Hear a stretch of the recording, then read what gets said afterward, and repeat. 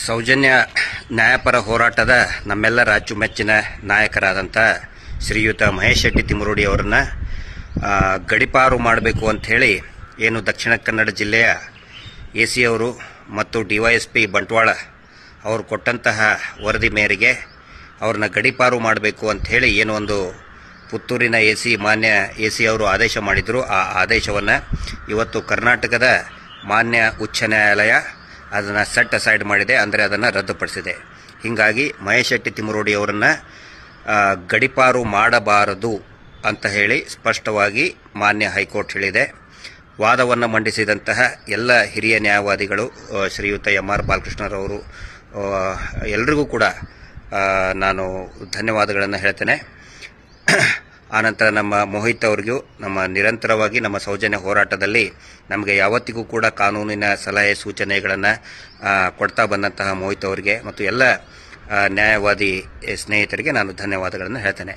ಮಹೇಶ್ ಶೆಟ್ಟಿ ತಿಮರೋಡಿ ಅವ್ರನ್ನ ಗಡಿಪಾರು ಮಾಡಬೇಕು ಅಂತ ಹೇಳೋದು ಅದೊಂದು ಸಂಚು, ಒಳಸಂಚು.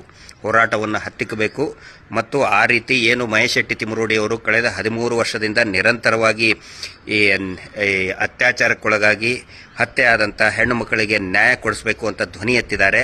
ಅವರನ್ನು ಗಡಿಪಾರು ಮಾಡಿ ಈ ಇಡೀ ಸಾರ್ವಜನಿಕರಿಗೆ ಬೆದರಿಸಬೇಕು ಅನ್ನುವಂಥ ಒಂದು ಒಳಸಂಚು. ಮಹೇಶ್ ಶೆಟ್ಟಿ ತಿಮರೋಡಿ ಅವ್ರನ್ನ ಗಡಿಪಾರು ಮಾಡೋದು ಬರೀ ಸಂವಿಧಾನ ವಿರೋಧಿ ಅಲ್ಲ, ಅದು ಒಂದು ಮಾನವೀಯತೆಯ ವಿರೋಧಿ, ಒಂದು ಹೋರಾಟದ ವಿರೋಧಿ ಅಂತ ನಾನು ಹೇಳೋದಕ್ಕೆ ಇಷ್ಟಪಡ್ತಾ ಇದ್ದೇನೆ.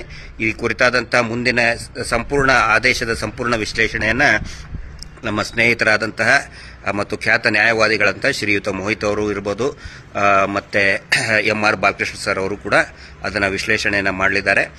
ಹೀಗಾಗಿ ಸದ್ಯಕ್ಕೆ ಎಲ್ಲ ನಮ್ಮ ಸೌಜನ್ಯ ಹೋರಾಟಗಾರರ ಗಮನಕ್ಕೆ ಮಹೇಶ್ ಶೆಟ್ಟಿ ತಿಮರೋಡಿ ಅವ್ರನ್ನ ಗಡಿಪಾರು ಮಾಡುವ ಹಾಗಿಲ್ಲ. ಸತ್ಯಕ್ಕೆ ಯಾವತ್ತಿಗೂ ಜಯ ಸಿಕ್ಕೇ ಸಿಗುತ್ತೆ. ಕಷ್ಟ ಅನಿಸುತ್ತೆ, ಆದರೆ ಗಟ್ಟಿಯಾಗಿ ನಿಂತ್ಕೊಂಡ್ರೆ ಖಂಡಿತ ಸತ್ಯಕ್ಕೆ ಜಯ ಸಿಕ್ಕೇ ಸಿಗುತ್ತೆ. Justice for Soujanya. ನಮಸ್ತೆ.